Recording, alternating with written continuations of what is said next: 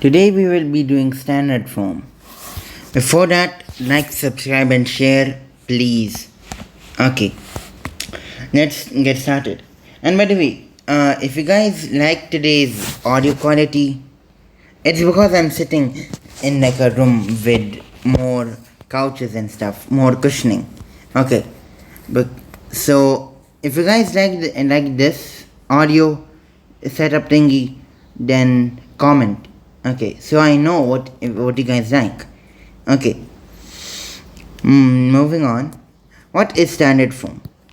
Standard form. Okay, what is a standard? Standard is basically something that we all agree upon. Okay, and it is a way to make quantities easy to measure, easy to quantify.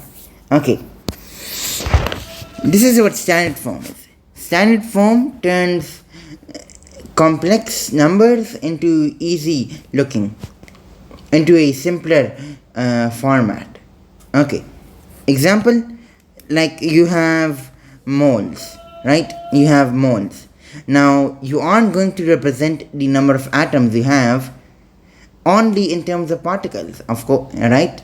You will need some factor, some standard, some conversion, some unit to represent that quantity. That's why the mole is there. That is why we have the C12 for C12 atom, etc., etc., etc. More and more examples that I cannot think of right now. This is what standard form basically is. Enough of that introduction. Let's actually see how to do stuff with it. A number in the form a times 10 to the n, where a is a number with a decimal after one non-zero digit from left to right. N is the power of 10. So, example, you have 34,000. To turn this into a standard form, we first get the mantissa a. This is called the mantissa. We read from left to right, this direction, the first non-zero digit followed by a decimal point and then the remaining digits. Now you know the trailing zeros can be just ignored, so we can just skip that. Now time 10 to the something. Here, what did we have? We had the decimal over here. We shifted it here. Now, these two numbers are not the same, of course. We need to multiply this by 10 to fix it. Because moving the decimal is like multiplying by 10 or dividing by 10, whatever. So, following this, what do we do? When we shift this over here, we multiply by some number. But we want to reverse that. We want to reverse that process. So, this multiplier by 10 to the n is the reverse. Okay, so that we do not lose the original value. Okay, so this is what it is. Now, how do we count n? To change the number into a standard form, we move the decimal. Moving to the right,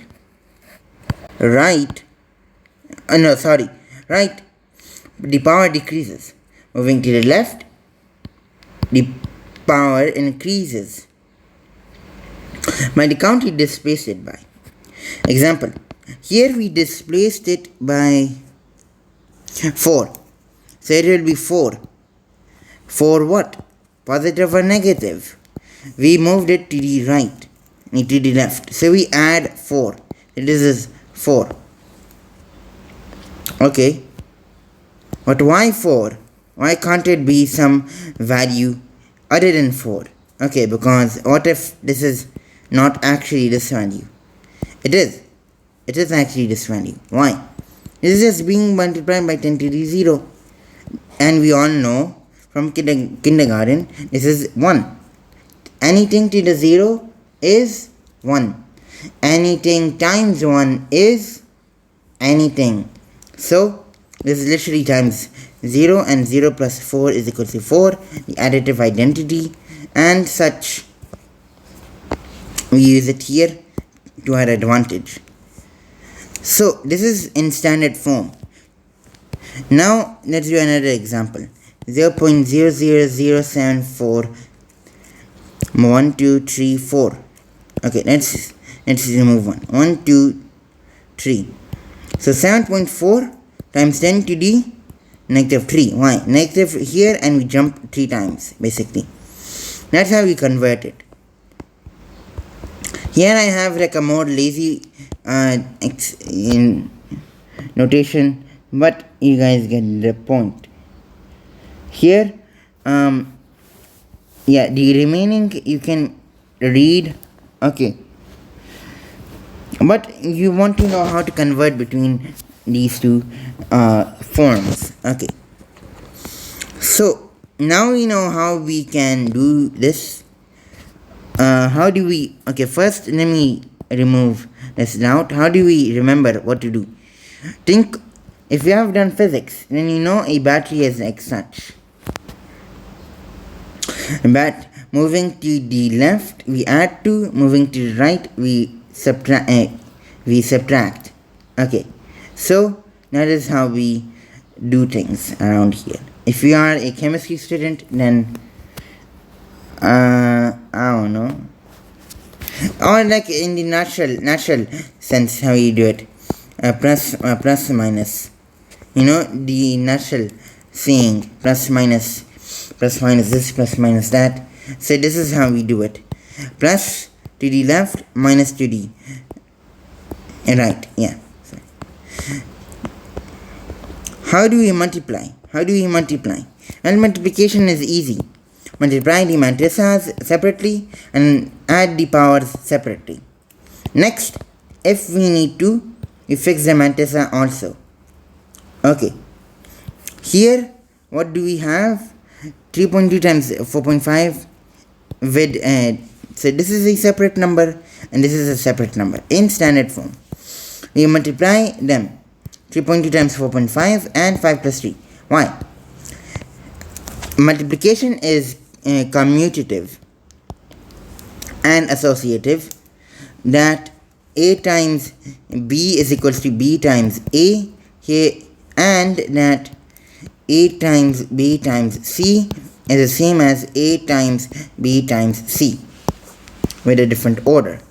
So we use these two properties so that we can legally shift them, and we can then do it like so. Here we need to fix this still. We add 1, so we hence get 8 plus 1 is equals to 9. Division is the same. We divide the matrices and we subtract the exponents. Okay. Add the exponents in multiplication, subtract the exponents in division.